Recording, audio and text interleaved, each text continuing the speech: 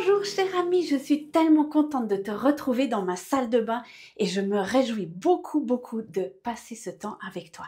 Comme d'habitude, je vais te raconter une histoire pour illustrer le propos que je vais te raconter après. C'est l'histoire du soleil et du vent. Le vent pense qu'il est beaucoup plus puissant que le soleil et un jour il va voir le soleil et il lui dit « Tu sais quoi, je vais te le prouver que je suis plus puissant que toi.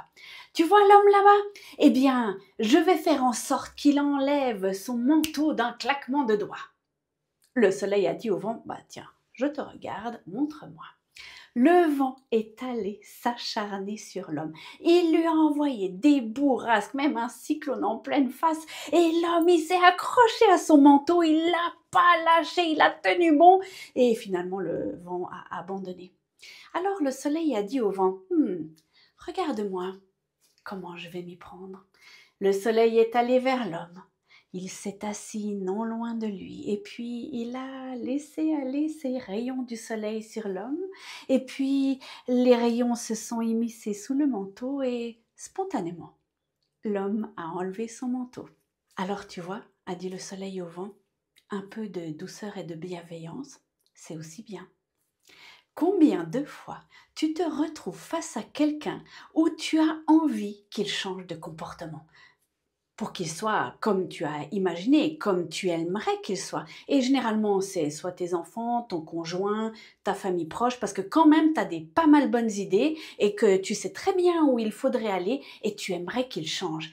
Et tu t'acharnes comme le vent. Et souvent, tu es là, tu billes dedans, puis tu devrais, et puis il faudrait que, mais est-ce que tu as pensé? Et puis si tu prends cette décision-là, mais qu'est-ce que ce sera ton avenir? Et blabli, et blabla, et blabla, et blabla.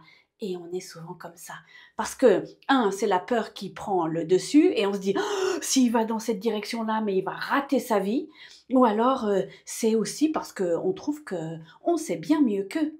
On oublie généralement qu'on a des années de plus que la personne avec qui on entre en conflit et qu'on a plus d'expérience et que peut-être, là je te parle par exemple des adolescents, eh bien ils ont besoin de faire des expériences et c'est pas forcément là où on a envie qu'ils soient, mais il faut bien qu'ils apprennent, n'est-ce pas? Et souvent, on rentre en conflit et on aimerait prendre le dessus parce qu'on se dit que quand même, c'est comme ça et puis c'est pas autrement et voilà. Dans la vie, je ne suis pas quelqu'un de colérique ou je ne suis pas quelqu'un qui gueule tout le temps ou qui crie ou qui est en conflit avec tout le monde. Je n'aime pas vraiment les conflits, mais j'aime quand même bien avoir raison et des fois, quand je vois ou mes enfants, ou peut-être mon conjoint, aller dans une direction, j'ai envie de leur dire « Ah, mais là, franchement, qu'est-ce que tu fais ?» Et je me dis que « Oh là là, mais si je dis pas quelque chose, et puis si je le dis pas très fort, eh ben, ils vont quand même y aller. » Et en fait, dis-toi une chose, c'est qu'en fait, souvent, ils y vont quand même. Et mais toi, tu auras perdu de l'énergie à gueuler, et puis il y aura eu un conflit, et puis ça n'ira pas. Je dis pas qu'il faut pas avoir de conflit, mais il y a des conflits qui peuvent être constructifs. Cette histoire que je viens de te raconter, je l'ai lue il y a quelques semaines et je dois dire qu'elle m'a pas mal impactée. Et avec cette histoire, il y avait un petit exemple d'un père qui avait une adolescente et avec qui ça se passait pas bien. C'était vraiment très conflictuel. Et le père aurait pu dire à sa fille mais je vais te faire entendre raison, c'est comme ça et pas autrement, il y a des règles à la maison. On est d'accord qu'on est souvent comme ça, que c'est pas quelque chose qui est unique. Et donc, il aurait pu gueuler, mais il s'est dit, tiens, je vais faire autrement. Et tous les midis, alors que sa fille rentrait, il a préparé un bon repas pour sa fille. Et il s'est assis avec elle. Alors au début, c'était des silences et personne ne disait rien. Et petit à petit, le climat de confiance s'est installé et puis la conversation a commencé à être plus douce, plus intéressante et puis le papa a commencé à poser des questions à sa fille et puis il y a eu dialogue et petit à petit les choses ont commencé à changer. Ça a pris du temps, ça a pris des mois, ça a pris des mois. Et souvent on pense que en billant dans l'autre, en disant mais tu dois changer, c'est comme ça va changer du jour au lendemain.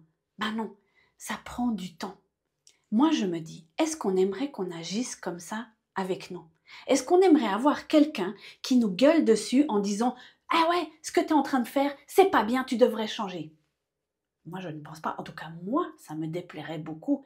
Et souvent, on agit comme ça pour l'autre. Alors, en lisant cette histoire, je me suis dit, tiens, je vais essayer de mieux entraîner cet aspect-là. Et c'est vrai que mes enfants, par exemple, qui sont adolescents ou jeunes adultes, parfois, ils ont des réactions et des façons de faire où je me dis, oh, j'aurais envie juste de les... Hein, voilà, je ne vais pas aller plus loin. Mais je me suis dit, non, d'abord je vais m'asseoir à côté, je vais écouter ce qu'ils ont à dire, je vais essayer d'en apprendre plus, je vais essayer de comprendre comment ça marche dans leur tête. Tiens, pourquoi est-ce que tu prends cette décision-là? Pourquoi est-ce que tu as envie d'aller là-dedans? Pourquoi est-ce que tu réagis comme ça, sans jugement aucun? Et j'ai essayé, je suis encore en cours, hein, de ne pas entrer en conflit tout de suite. Ça ne veut pas dire que je ne mets pas de limites. Ça, c'est quelque chose que je dois encore pas mal travailler.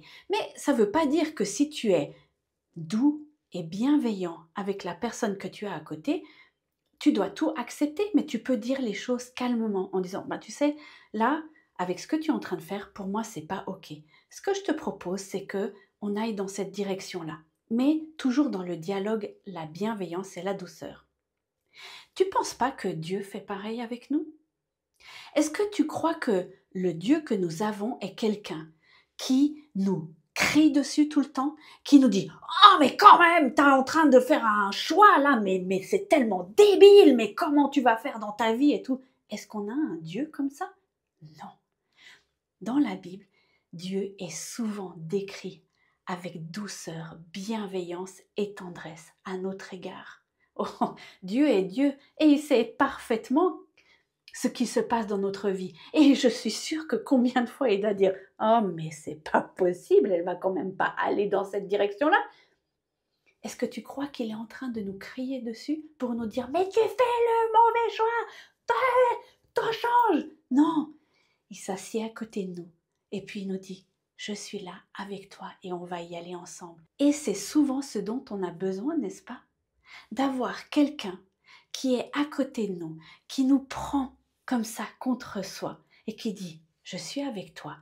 Peut-être que ce n'est pas le meilleur choix dans ta vie, mais on ira ensemble et je serai là. Et je serai là si ça se passe mal. » Dans ce monde de brut, on a besoin de douceur et de bienveillance. Et dans ce monde de brut, on a besoin d'être doux et bienveillant avec les autres. Même si c'est pas forcément le choix qu'on aurait fait, même si on voit la catastrophe arriver. On a tous fait nos expériences dans la vie et certainement que, oui, on aurait peut-être pu les éviter, mais on est qui on est avec ce qu'on a vécu, n'est-ce pas?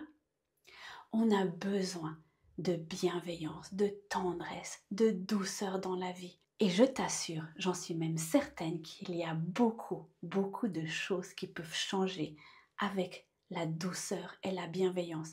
Ah, ça prend du temps, hein?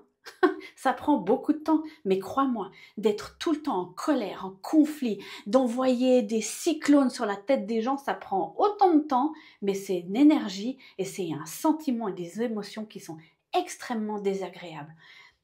Alors je t'encourage cette semaine à faire peut-être autrement, à te dire que la personne que tu as en face de toi dans les prochains jours, que tu as juste envie d'étriper, de dire « Mais purée, pourquoi il fait comme ça ?» De faire un pas en arrière, de dire « Ok, on respire, on s'assied et on se met à côté et on entoure cette personne de bienveillance, de tendresse, de douceur. » Et je suis à peu près certaine que les choses vont commencer à changer. Je te souhaite une bonne semaine et te dis à bientôt.